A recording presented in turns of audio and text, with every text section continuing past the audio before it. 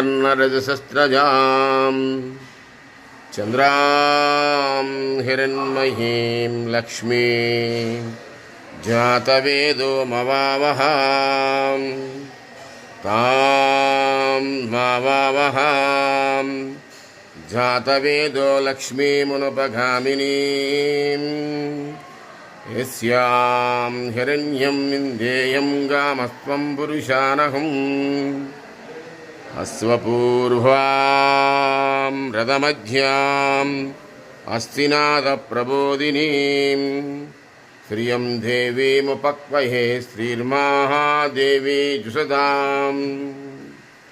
భక్త మహాశైలకు విజ్ఞప్తి.